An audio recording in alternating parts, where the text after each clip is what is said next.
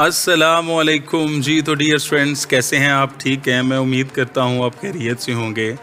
Dear students, अगर आप मेरे इस यूट्यूब चैनल पे न्यू हैं तो काइंडली मेरे इस यूट्यूब चैनल को लाजमी सब्सक्राइब करें, दूसरे स्टूडेंट दोस्तों के साथ लाजमी शेयर करें और कमेंट्स करके लाजमी बताया करें कि आपको इस यूट्यूब चैनल पर अपलोड होने वाली वीडियोज़ फ्रूटफुल लगती हैं, यूज़फुल लगती हैं, प्रोडक्टिव लगती हैं, बेहतर लगती हैं या बस यूज़लेस हैं।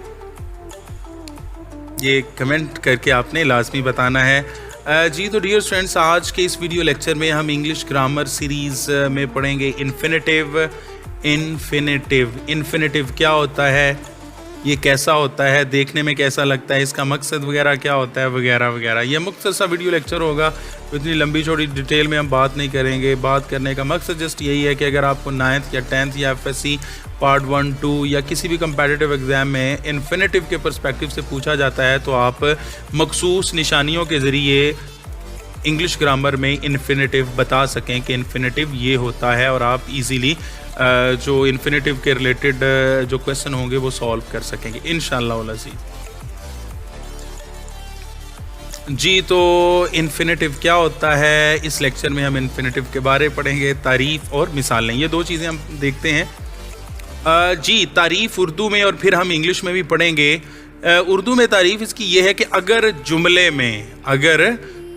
में दो फेल आ जाएं, दो फेल का मतलब क्या है, दो वर्ब आ जाएं, दो फेल आ जाएं, तो दूसरा फेल जो होगा, एक तो पहला फेल होगा वो मेन वर्ब होगा, और जो दूसरा फेल होगा दूसरा वो क्या होगा, वो इन्फिनेटिव होगा। ये बड़ी आसान तरीके से मैं आपको समझा रहा हूँ। अगर जुमले में दो फेल आ जाएं तो पहला नहीं, जो दूसरा फेल होगा उसे हम इन्फिनेटिव कहेंगे।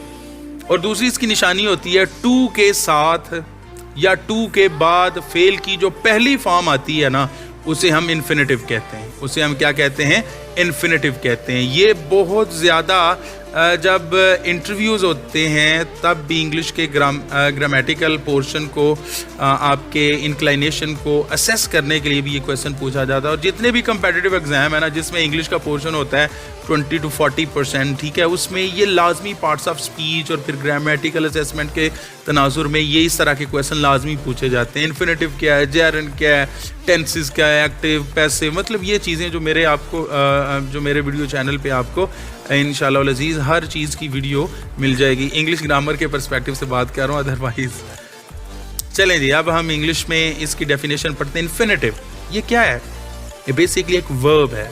क्या है, वर्ब है, फेल है, without direct subject is called. अच्छा जी, ये सिंपल सी बात उन्होंने बता दी कि इन्फिनेटिव क्या है, वर्ब है without direct subject. For example, जुमले के अंदर तीन चीज़ें हैं, पहला सब्जेक्ट, फिर वर्ब और फिर दूसरा वर्ब, मतलब दो वर्ब आ गए। अब जब हम सब्जेक्ट को क्या करेंगे, नीचे कर लेंगे और उसके बाद क्या होंगे, दो वर्ब्स, ठीक है। तो ये जो वर्ब है ये तो सब्जेक्ट के साथ होगा, और ये जो तीसरे नंबर पे दूसरा वर्ब आएगा इसे हम कहेंगे verb without direct subject. Verb without direct subject, तो ये जो होगा ये इन्फिनेटिव होगा। इसकी हम अच्छे तरीके से डिटेल में आगे एक्सप्लेनेशन पढ़ेंगे। इसकी डेफिनेशन को फर्दर पढ़ते हैं। If a sentence carries to verbs one after the other. अब देखें, if a sentence carries to verbs one after another, one after the other, then the second verb will be called as infinitive।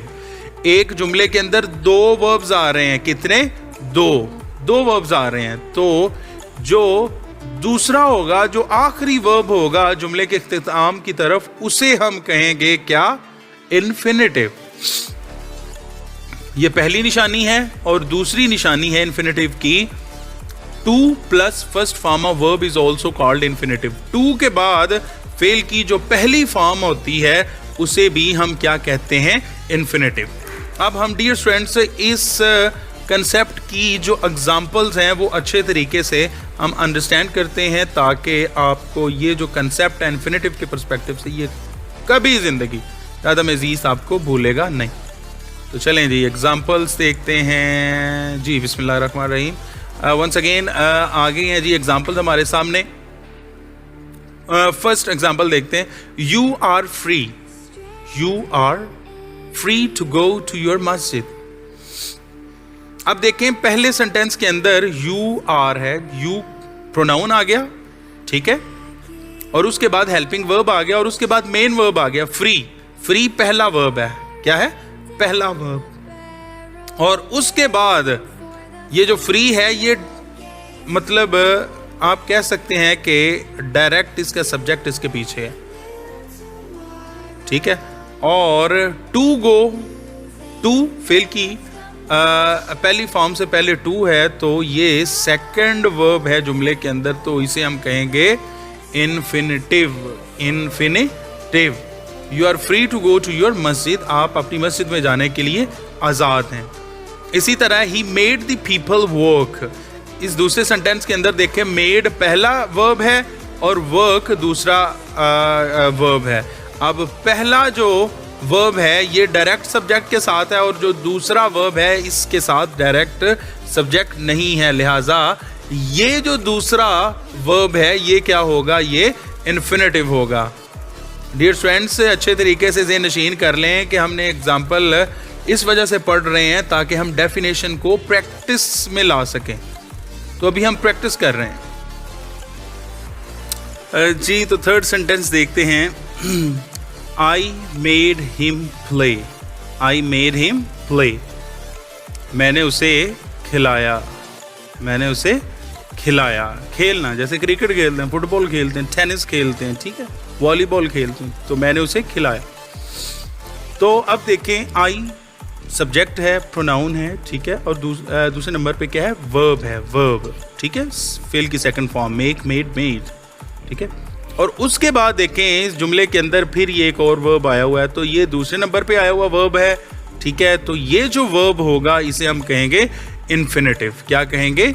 Infinitive. क्या कहेंगे? Infinitive. जुमले में दो verbs आ जाएं एक के बाद दीगरे, ठीक है, तो जो पहला होगा वो नहीं, जो दूसरा होगा उसे हम क्या कहेंगे? इन्फिनेटिव। दूसरा देखते हैं। I hope to learn grammar.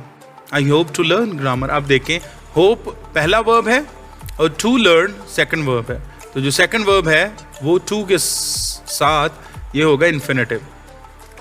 Next भी ऐसे ही है। I expect to improve my English, ठीक है, एक्सपेक्ट पहला वर्ब है, to improve second, okay. Next देखें। Mahak is intending to go. Intending first verb और उसके बाद टू गो सेकंड वर्ब, ठीक है। टू गो क्या होगा? इन्फिनेटिव।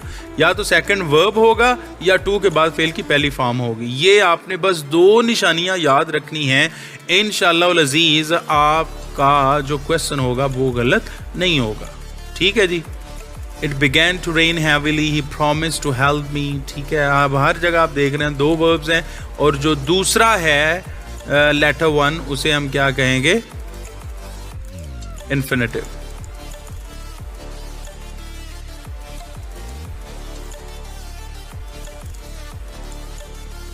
अब यहां पर देखते हैं टू क्लीन। अब टू के बाद फेल की पहली फॉर्म आ गई, तो ये शुरू में ही क्या हो गया? इन्फिनेटिव हो गया। टू क्लीन, टू क्लीन, साफ करना। The area around the wound use soap and a wash cloth, ठीक है। ये फर्स्ट एड में से ये ऑब्जेक्टिव MCQ लिया हुआ है, सॉरी सेंटेंस लिया हुआ है। नेक्स्ट है she wanted to study further. To study, to के बाद फेल की पहली फॉर्म है, इन्फिनेटिव है। I ask him to write a letter, to के बाद राइट है, फेल की पहली फॉर्म है, इन्फिनेटिव है। नेक्स्ट देखें। He told me to go to the mosque. To go फेल की पहली फॉर्म से पहले टू है, मतलब टू के बाद फेल की पहली फॉर्म है, तो infinitive. He meant to say dear, not dear. He meant फेल टू के बाद फेल की पहली फॉर्म है, तो क्या है? इन्फिनेटिव जी। तो डियर स्टूडेंट्स, मैं उम्मीद करता हूं कि इन्फिनेटिव क्या है, ठीक है। अगर किसी क्वेश्चन के अंदर इन्फिनेटिव को सर्च आउट करना हो, फाइंड आउट करना हो या आइडेंटिफाई करना हो, तो आप इस लेक्चर अटेंड करने के बाद आपके लिए ये बड़ी परेशानी नहीं हुई होगी, बल्कि बाएं हाथ का खेल बन गया होगा, क्योंकि ये वीडियो लेक्चर मुझे यकीन है कि आपको बहुत पसंद आया होगा। अगर आपको मेरे इस YouTube चैनल की वीडियोस पसंद आए तो kindly hit the bell button and ये क्या होता है, thumb up, as a token of appreciation. Comment लाजमी किया करें कि आपको वीडियो कैसी लगी, आपको लेसन कैसा लगा, आपकी इम्प्रूवमेंट हो रही है कि नहीं हो रही। Thanks for watching this video. Allah हाफिज़, बाय बाय।